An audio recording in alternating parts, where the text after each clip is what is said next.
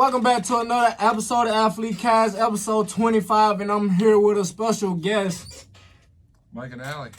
And what sports do you play, Micah? I play football here at Simpson College. So, how you been, man?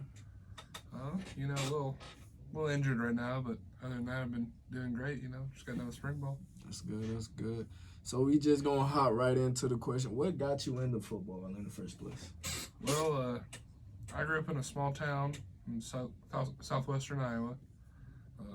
And ever since I was born, my dad's been a football coach, so I was born into football and small school, so I played 4 sports. So sports have been a huge part of my life ever since I can remember. So yeah. 4 sports. What all 4 sports was you playing? So I played football, basketball, track and field, and baseball. Baseball. Okay. So what made you choose Simpson? Like I said, coming from a small town, small school, we were pretty average 8-man football team. Playing O-line on an 8-man team, only thing that makes you stand out is how big you are.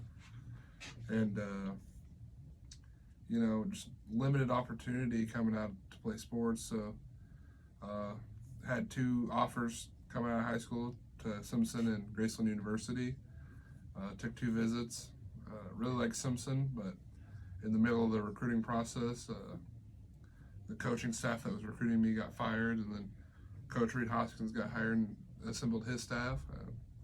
I reached out, said, hey, I was offered to play here, but I don't know, new coach staff, if you guys want to have me or not. And he was gracious enough to let me and my best friend Quentin come on another visit and honored our offer. And, just fell in love with the people here and like all the facilities. It's just a really nice school. So, that's why I chose Simpson. So you and Q already knew each other? Yeah, Quentin King, running back on the football team. We've known each other since we were like 4. He's my best friend growing up. So I kind of got him here on his first visit, and then he really liked the place, and then it was just nice to have a guy that I've known my whole life and played with in all sports to come along this journey with me. That's crazy. I did not know that. Yeah. All right, so how has your experience been as a student athlete? It's different than high school. Like, high school, you definitely have more people looking after you, especially in a smaller school, which is what I like about Simpson. It's a private college, smaller school, so you definitely have all these resources and people looking after you more than you would at, say, Iowa University or Iowa State. But, it's just finding that good balance between athletics and academics, which can be tough sometimes. Like, workouts get tough or practices are a lot, but there's a lot of people out there looking out for you and ready to help you whenever you need.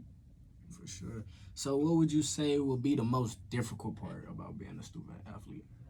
I say motivation to do your homework or go to class. You wake up at 6 almost every morning, and you might not want to go to class. You might want to take a nap instead, but just finding motivation to go to class and get that work done. I'd say that's the most difficult part. But as long as you just show up and you do your work, you're going to be in a good spot. Oh, yeah, for sure. So what advice would you have for, future athletes? Ones going to college? Yeah. Just know what you're really signing up for. If you really love the sport, all the early morning workouts, all the volunteering you have to do, it'll come easy, but, don't just think you're going to come here, show up, and play on Saturdays. There's a ton of work that goes into it, winter workouts, spring ball. The season doesn't stop after the last game, it's a year-round thing, continued work, and, it's a job. So. Yeah, for sure. I thought my coaches were lying when they told me that. It's a job. Nah. You're clocking in 9 to 5 with school and workouts and meetings and stuff. I don't think it's a 9 to 5. It's 24/7 thing. Yeah. So with you being a sophomore, what do you plan on accomplishing your next 2 years here besides, graduating, of course? I just want to leave a lasting impact on the team. You know, like when I got here, all I could hear was like this program hadn't been winning, and like the respect it had on campus. Like the biggest thing I want to do is get a culture set and like have people like teach other guys to be good people and good teammates. Because I think if you could teach other people to be good people, then the winning will take care of itself. You know. Yeah, like I just want to leave it better than I found it, basically. Okay, so how do you handle criticism for coaches or teammates? You know, I think I have the interesting like perspective of being coached by my dad in high school. Mm-hmm. So, I mean, anything a coach or a teammate can say to me has already been said to me 1,000 times by my dad or by my best friends. So, I mean, you just got to understand that, like, you're not a finished product ever. Like, nobody's ever perfect. If you were perfect, you'd be playing on Sundays and getting paid millions of dollars. So, I mean, these guys, these coaches, they have experience in the sport. They've been around the block a few times, you know. So, like, you just got to understand that they're telling you something that will help you be a better football player or whatever sport you got. That's facts. That's facts. All right, so we gonna head to the mental health side of things. So, how would you say like being a student athlete have impacted your mental health? It's definitely been tough at times, you know, like being away from home for the first time last year was tough. You got all these responsibilities that you didn't before, like not only in high school you only had to worry about showing up to practice in school, but now you have to worry about like doing your laundry, where you're gonna eat, and like all that stuff. So like it's just, I think it's more stressful for people. It's like I could deal with more stress. Like I had more stress when I got here, just because I was doing a lot of the stuff I hadn't done in high school. So, I mean, just finding a way to like relieve the stress of being a student athlete is probably the best thing for you. And it gets tough at times, you know, because there might not always be that outlet for people. Like I don't know, just like having good people to talk to is always a good thing. Like that's good for your mental health. Is like having a group of people you can trust and be vulnerable to. All right. So speaking of that, how do you handle your mental health? You know, being my family being like old school, mental health wasn't really brought up, you know, and like it wasn't really talked about until I got to college. So I don't know. I normally just bottle things up inside, which maybe isn't the best thing, but you know, I've definitely opened up more since I got to college. You know, talking to my roommates and a couple of teammates I'm close with. Like stuff gets tough sometimes, and you need to talk about it. But I don't know. I'd always felt like being a bother to someone, maybe about bothering them with your mental health. Like that's where like the old school of how I was raised. So yeah, I feel like that comes with a lot of things. Like a lot of people. So feel like that. You know, I've definitely become more aware of like mental health and like I'm definitely a big supporter of men's mental health. You know, I would hate for any of my friends to be going through something and not talk to me. So, you know, I just always occasionally send out a reminder, you know, like telling them I love them and if they ever need me, I'm there. Because, you know, like people don't hear that enough, especially men from their friends. Like you don't tell somebody you love them, you never know when something bad's going to happen. So, I mean, just remind your friends that you love them. Like, it's not like less manly to tell another man that you love him. Like, I mean, it's just your friend. Like, it's your brother. Yeah, and I got that like when I came here, cause like a lot of people that I've grown friendships here with, like they tell me I love them every time we get done talking. I'm like, I've never had that like before. Like, just people just telling me I love you like after every conversation. You know, I try to be a caring person like always, but I mean it is tough sometimes. But like if you can, in my perspective, if you can make at least one person smile a day, that's the greatest thing a person can accomplish. Because spreading joy, like there's no greater feeling, whether that's through words or actions. Like my goal every day is to make at least one person smile or brighten somebody's day. Yeah, for sure. All right. So, has there ever been like a moment in your like athletic career or in your life that you like struggle with your mental health? Uh, definitely this past year. Uh, I had what I felt was a good fall camp. I felt like I was building myself up to an opportunity to maybe get into a rotation or maybe get on the O line like starting spot, but hurt my back at the end of fall camp. I had to sit out a couple weeks, and that was tough because I felt like I was doing so good and like I had just major setback, and then finally got back on the practice field a week or two, and we were thin in the O line room, and I had to go down to scout, which I don't mind going down to scout because like it's you got to pay your dues, Yeah. and there's nothing wrong with helping the team get better. But I went down to scout and just fell on my shoulder, felt something pop, and uh, you know, back off the field again for another 2 to 3 weeks, and just a couple of setbacks where I felt like, oh man, this was supposed to be a good year, and then 2 injuries happen, and I'm sitting out half of it. Oh yeah, I kind of remember because when I came up here on the visit, you had like your arm was like in a sling. Yeah, Yeah. it was just not great. I had back issues and whatever, but I want to thank Brady and the athletic training staff for being really supportive and helping me, and like without my roommates and my teammates, I probably would have struggled with it more, but they were going to help me understand, and I reached out to Coach Boyer, talked to him, and he was helpful and he understood. So, I mean, just reaching out and asking for help is always a good thing. Yeah, that's real right there. So, what have you learned about yourself being a student athlete so far? Um, in high school, I always thought that I was this guy that was almost like stress proof. Mm. But stress is it's a killer. It's a killer, man. It'll get you one day, but I just figuring out new ways to deal with stress and like adulting. Like adulting tasks, like figuring out financial aid and like all that adulting stuff, like laundry and taking out like just doing the chores that your mom and dad did for you. Like, it's different, but I mean, just I've definitely become a better man since I've been here. Learning how to deal with stuff and being able to like talk to people about things. It's been nice, helped me grow as a person. All right, so